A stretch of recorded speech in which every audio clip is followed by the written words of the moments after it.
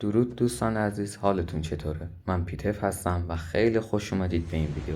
داخل این ویدیو میخوام بهتون آموزش بدم که چجوری گاناتون رو گلد کنید. فقط قبل از اینکه بهتون آموزش بدم خیلی ممنون میشم این ویدیو رو لایک کنید، کانال رو سابسکرایب کنید و زنگوله بغلش هم فعال کنید و من رو هم به دوستانتون معرفی کنید. تو قسمت کامنت هم اگه سوال دیگه ای داشتید حتما ازم بپرسید.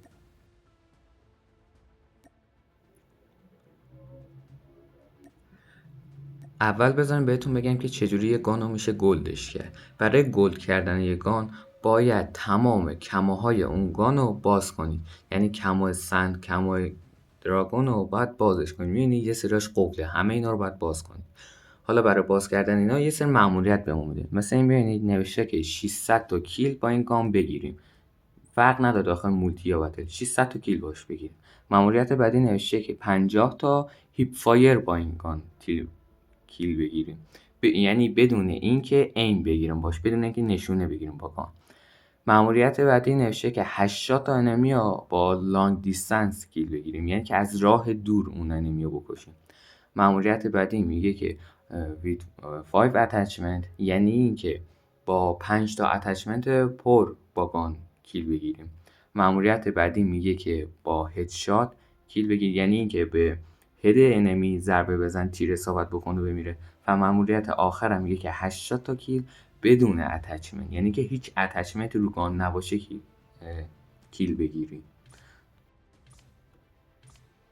حالا برای اینکه راحت تر بتونید این مأموریت ها رو پر کنید، میاد داخل مود مولتی، مود نرمال مولتی، مود هارد پوینت رو انتخاب میکنید با مپ شیپمنت.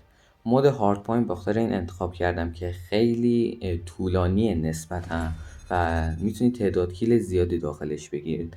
و مپ شیپمنت هم بخاطر این انتخاب کردم چون که کوچیکه و خیلی راحت میتونید سریع انمی پیدا کنید و کیل بگیرید. این مپی هم که دارم میگم برای همه دستگانان، نه فقط اساد رایفل، SMG، LMG، اسنایپر، شاتگان، همه اونا میتونید استفاده کنید این مپ و این مودو.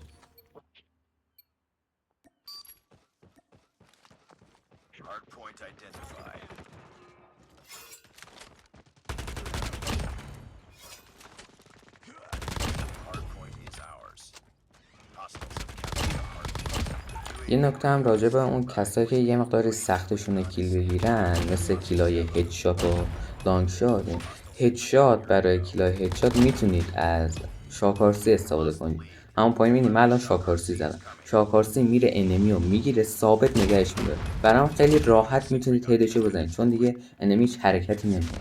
اگرم به هر دلیلی نمیتونید از شاکارسی استفاده کنید، میتونید از ترپ ماین استفاده کنید. همونطور که میبینید من الان میندازمش زمین و انمی موقعی که بره توی ترپ ماین برا من کامل نشونش میده، مثل یه حاله قرمز میبینید، و انمی خیلی سرعتش کم میشه، دیگه نمیتونه موومنت بزنه.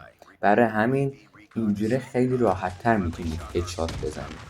داخل این مپ شیپمنت هم مأموریت‌های دیگه مثل کیل گرفتن زیاد یا بدون اتچمنت و فول اتچمنت یا هیپ فایر خیلی راحت تره. اونا رو خیلی سریع و بدونش دغدغه‌ای میتونی انجام بدی.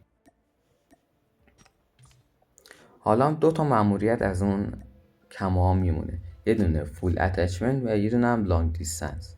برای فول اتچمنت که مشکلی نیست، فقط کافیه که 5 تا اتچمنت روی اون گانی که میخواین گلدش کنید بچینید. میمونه لانگ دیستنس. برای لانگ دیستنس باید یه مپ خاص رو انتخاب کنید که در ادامه بهتون میگم و یه مقدار باید ایمتون خوب باشه، چرا که باید برای مثلا اساد رایفل باید فاصله بیشتری رو نسبت به بقیه گانا بزنید. لانگ دیستنس اصلا معنیش اینه که از فاصله دور انمی رو کیل کنید.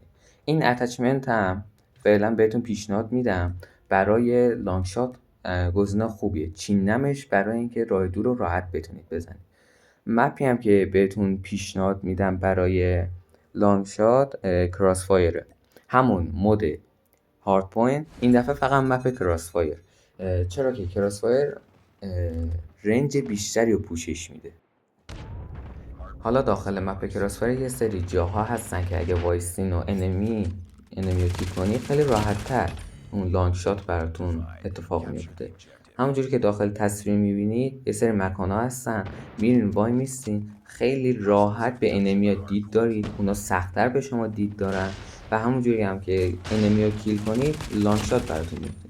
لانگ شات هم همین مدالیه که همین الان گرفتم، یه تیره که انگار داره به سمت انمی برخورد میکنه.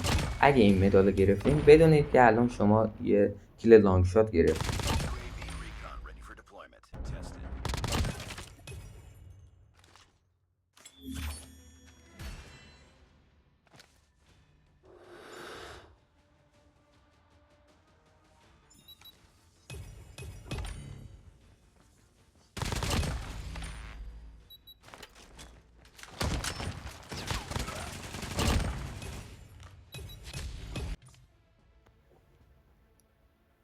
خیلی خوب، این بود از این آموزش. امیدوارم که این آموزش براتون مفید بوده باشه. اگرم سوال دیگه ای داشتید داخل قسمت کامنت ها ازم بپرسید. اگرم نیاز داشتید بهم بگید. براتون آموزش گلد کردن بقیه دسته گانا رو هم مثل اسنایپر یا SMG براتون میذارم یا حتی دایموند کردنشون. امیدوارم که از این ویدیو لذت کافی برده باشید و تا یه ویدیوی دیگه خداحافظ.